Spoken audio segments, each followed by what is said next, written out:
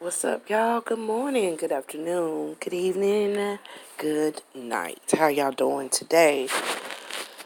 So some sad effed up news. I don't know hell, if you're watching my channel, I hopefully, Jesus Christ. Every time I get on this video, my words get like blah, blah, blah, blah.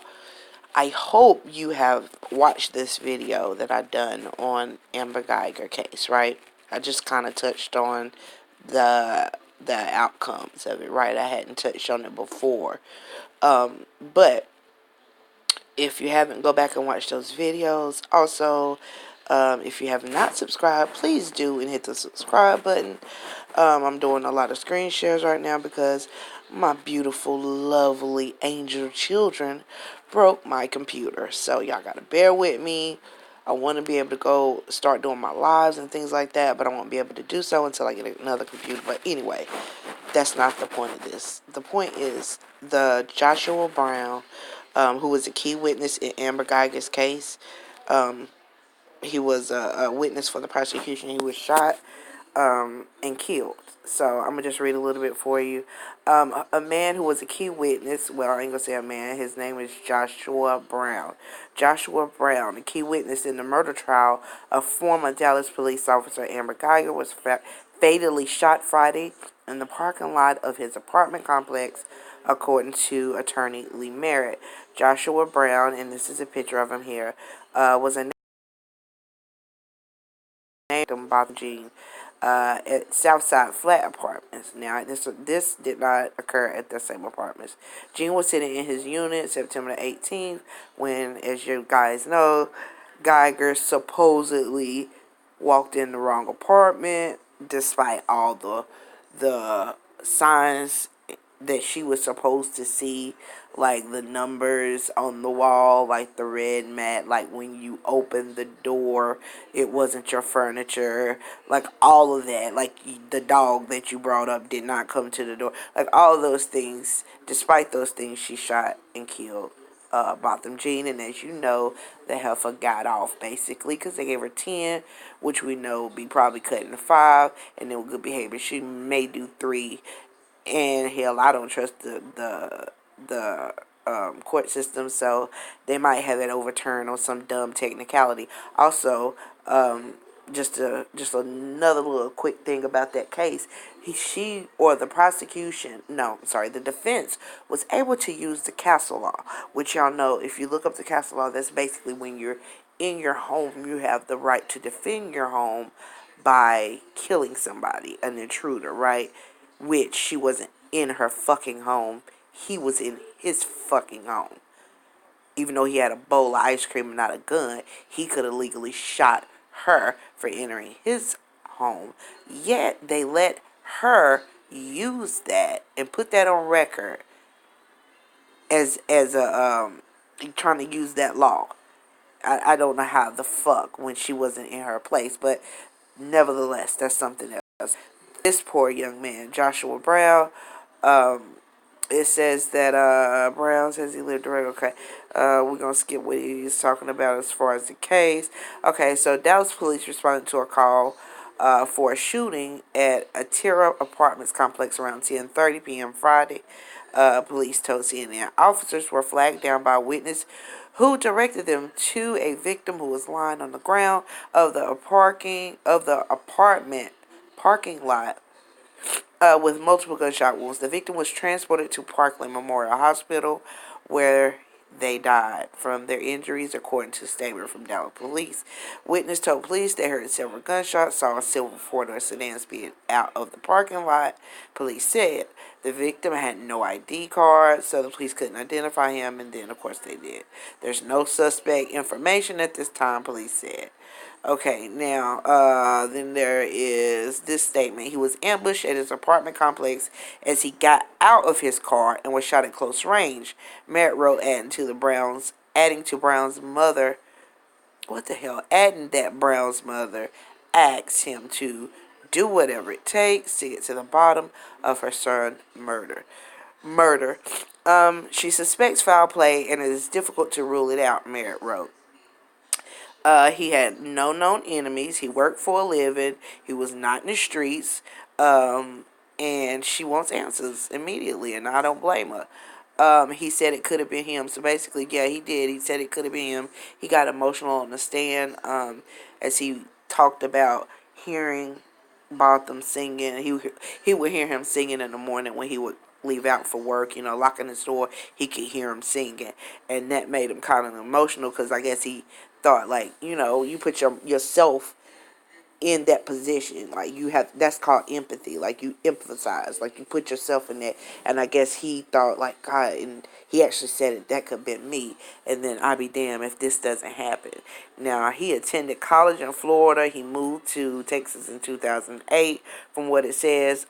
For a short time he tried to play football for college, but then he started to get into roofing, and now he was managing 4 Airbnbs in LA, Atlanta, and in Dallas. So Merritt said Brown lived in constant fear of gun violence, and that's why he was so emotional on the witness stand during the trial. Okay, so and then this is Lee Merritt, the black lawyer. Um, I don't want to read all of this because I know that'll bore y'all to death. But if you want to, you can pause it right now and read it, or you can go to this article, the CNN article, and pull it up and read it. But let's see, basically what it says, it said 80 years confirmed that it was fact. Brown was killed, although they have yet to identify the suspect in the shooting. Case is now in the hands of the great Dallas Police Department. Yeah, like we trust them. Brown testimony stood out as a fact witness who was approaching his apartment directly across from Botham Jean's apartment when the shots rang out. Okay, so that's just telling a little bit about what happened with Botham. But he's a former athlete turned entrepreneur. Brown lived in constant fear, like I said. We have more work to deal with, that constant threats to our community, both from within and without. Brown deserves the same justice he sought to ensure the Jean family. The Dallas County criminal justice system must mobilize to identify his killer and see that he is held accountable, or see that they are held accountable for his murder. Now, I read somewhere else he was shot close range in the mouth and in the chest. Now, I'm trying to figure out really what in the fuck is going on. How did this young man end up dead? Who did it? Why they did it? Yeah, I don't know who. It's just, you just never know out here. And if it's the brothers within the community, I just wish we wake up.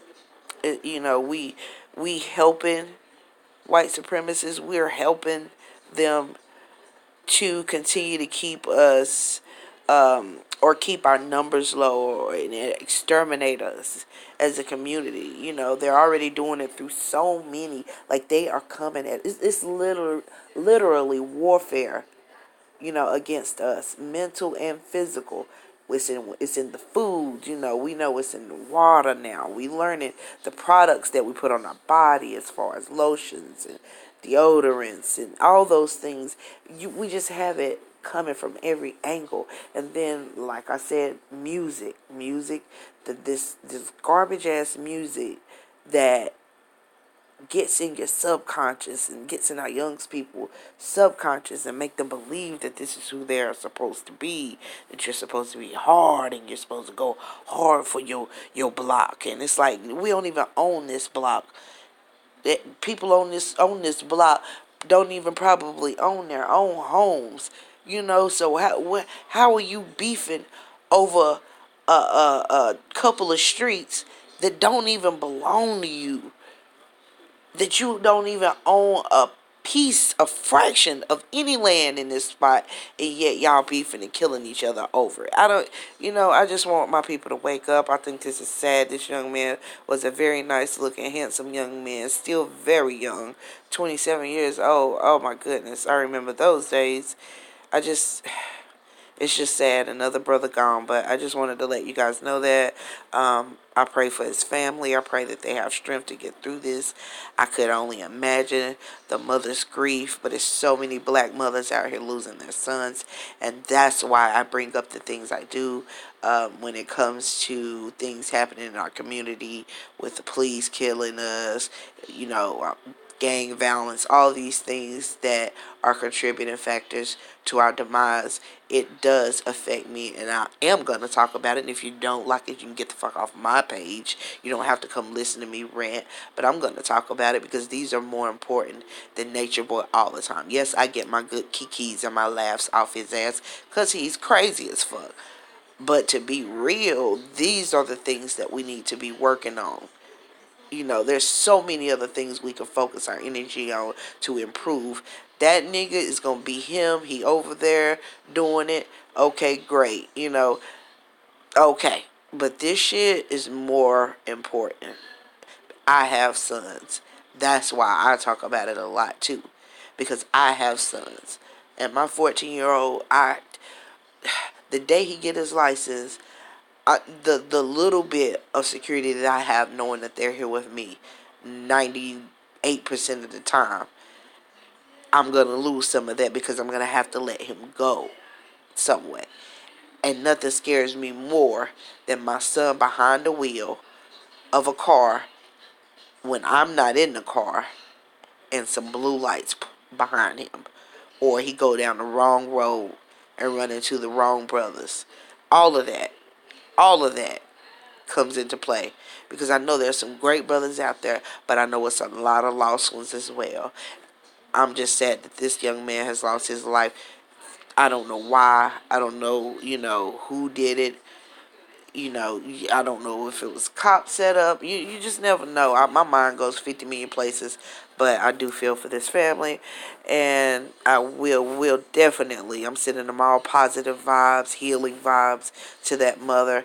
I never would know that. I don't ever want to know that pain. I just don't. All right, y'all. Have a good night. Much love.